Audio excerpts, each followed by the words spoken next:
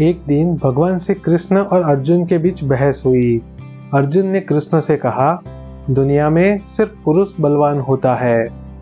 भगवान श्री कृष्ण ने मुस्कुराते हुए उत्तर दिया, पुरुष नहीं, समय बलवान होता है। अर्जुन बोला, आपको कोई गलत फहमी हो रही है भगवान, समय कभी बलवान नहीं होता, सिर्फ पुरुष ही बलवान होता है। भगवान श्री कृष्ण ने अर्जुन से ज्यादा बहस नहीं की और बोले, सामने जो जंगल दिख रहा है, तुम अकेले उसके अंदर चले जाओ, तुम्हें स्वयं अनुभव हो जाएगा कि पुरुष बलवान होता है या समय। अर्जुन ने श्री कृष्ण की बात मान ली और अपने कंधे पर धनुष लगा के जंगल की ओर अकेला निकल पड़ा। घने जंगल में चल रहे अर्जुन को अचानक कुछ महिलाओं के रोने की आवाज सुनाई दी। अर्जुन उस आवाज की दिशा में आगे बढ़ा। उसने देखा कि एक विशालकाय योद्धा कुछ महिलाओं के गहने लूट रहा है। इतना ही नहीं, बल्कि वो उन महिलाओं को डरा के धमका भी रहा है। दूर खड़े अर्जुन ने तुरंत उस विशालकाय योद्धा को धमकाते हुए कहा, ऐ कायर, अपनी मर्दानगी तू औरतों के सामने क्या दिखा रहा है? यदि हिम्मत है तो यहाँ आके मुझसे मुकाबला कर। विशालकाय योद्धा अर्जुन की ओर देखते हुए बोला, मैं तुम जैसे योद्धा को ही ढूंढ रहा हूँ। मेरी शक्तिशाली भुजाएं तुम्हें मसलने के लिए बेताब है। अर्जुन ने अपने धनुष पर बाण चढ़ाकर उस विशालकाय योद्धा पर वार किया। जैसे छोटा बच्चा कोई पतली लकड़ी को हाथ में पकड़कर तोड़ दे, उसी तरह उस विशालकाय योद्धा ने अर्जुन के बाण को हाथ में पकड़कर तोड़ दिया। फिर वो अर्जुन की ओर आगे बढ़ा।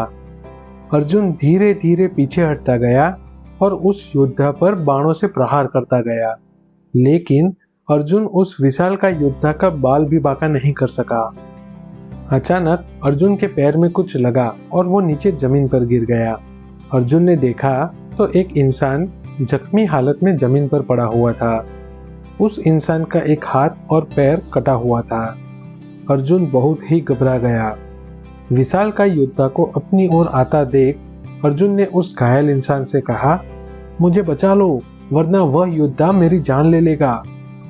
जमीन पर पड़े उस घायल इंसान ने अर्जुन से कहा, एक काम करो, तुम मेरे कंधे के पीछे आ जाओ, मैं तुम्हें कुछ नहीं होने दूंगा।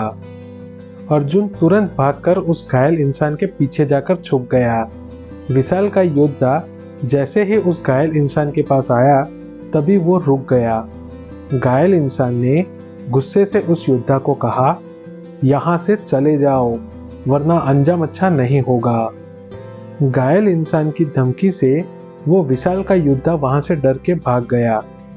एक घायल इंसान जिसके हाथ और पैर कटे हुए थे, जो बहुत ही घायल था, जिसके शरीर में से खून बह रहा था, फिर भी उसकी एक धमकी से वो विशालकाय योद्धा वहां से डर के मारे भाग गया। यह दृश्य देखकर अर्जुन की आंखें फटी की फटी रह गई। अर्जुन ने मन ही मन सोचा कि मैं गांडीवधारी अर्जुन, जिसकी गिनती बलवान पुरुषों में होती है, लेकिन मेरे किसी भी बाण का उस विशालकाय योद्धा पर असर नहीं हुआ। मतलब वो विशालकाय योद्धा कितना बलवान होगा। इतना ही नहीं, वह विशालकाय योद्धा जो इस घायल इंसान की धमकी से डर के भाग गया, तो फिर यह घायल इंसान कितना बलवान होगा। अरे वो तो छोड़ो, लेकिन इस घायल इंसान की जिसने ऐसी हालत की है, वो शख्स तो कितना बलवान होगा। अर्जुन मन ही मन घबराने लगा। अर्जुन ने धीरे से उस घायल इंसान को पूछा, मैं एक बलवान पुरुष हूँ, फिर भी मैं उस विशालकाय योद्धा से डर गया, मतलब वो मुझसे ज्यादा बलवान हुआ।